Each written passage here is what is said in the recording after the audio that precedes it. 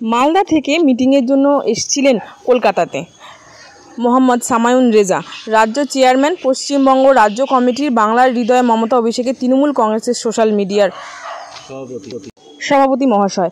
আসুন দেখে নিই কী জানালেন সংবাদ মাধ্যমকে। আজকে আসতে দেখা কী কারণে আজকে আপনি এই ডিএম অফিসে এসেছিলেন? আমাদের আগামীতে 2026 এটা সবথেকে বড় মাথায় আমাদের পলিটিক্যালি ইস্যু হয়তো আমরা এখন থেকে মাঠে নেমে পড়েছি। আজকে বিশেষ করে এসছি, আজকে নয় প্রতিনিয়ত আমি কলকাতা আসছি। প্রত্যেকটা জেলা এবং প্রত্যেকটা ব্লক এবং বুথ লেভেল থেকে আমরা বাংলার হৃদয় মমতা অভিষেক সোশ্যাল মিডিয়ার মাধ্যমে আমরা গোপনীয়ভাবে মিটিং বিভিন্নভাবে আমরা করছি।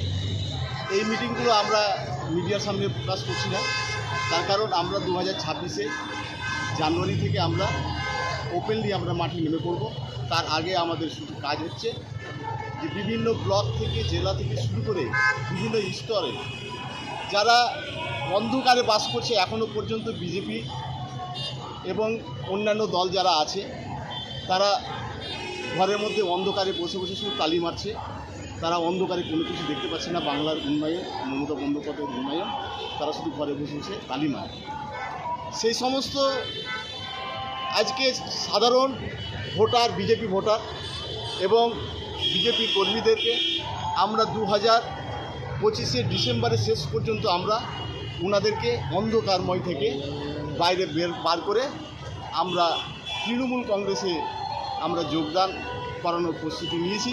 ডিসেম্বরে আমাদের সম্পূর্ণ কাজ সম্পূর্ণ হবে বাংলার হৃদয় মমতার পক্ষ থেকে এবং জানুয়ারিতে আমরা ওপেনলি এই ইলেকশন আমাদের স্বপ্ন যাতে প্রত্যেকটা ঘরে ঘরে বিজেপি ছাড়া অন্যান্য যারা বিরোধী আছে তারা শূন্য থাকবে। 294 থেকে 294 মমতা বন্দ্যোপাধ্যায় একেবারে ভরা ফুলঝুড়ি ভর্তি করা ফুলঝুড়ি উপহার বাংলার হৃদয় মমতা থেকে শুরু করে যত সোশ্যাল মিডিয়া আছে তৃণমূল কংগ্রেসের সবাই মিলে আমরা একসঙ্গে এই উপহারটা তুলে দেব।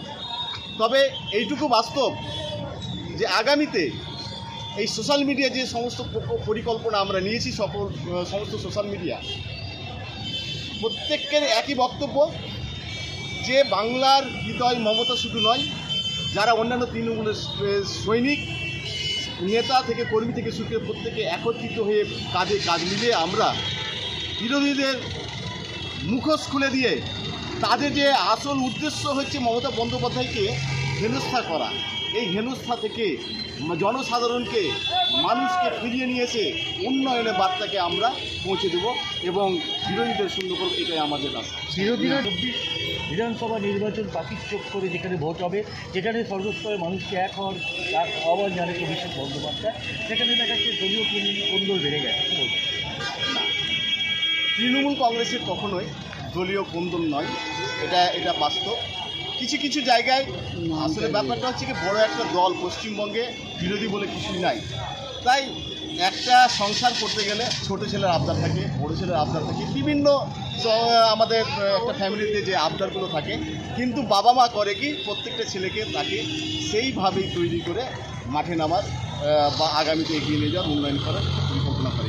দল সেম একই কেস, যে ছোটোখাটো একটা হয়তো দুঃখ কষ্ট থাকতে পারে, সেটা আমরা মমতা বন্দ্যোপাধ্যায় যেহেতু আছেন এগুলো সমস্ত কিছু 2025-এর মধ্যেই মিটে যাবে। আপনার নামটা?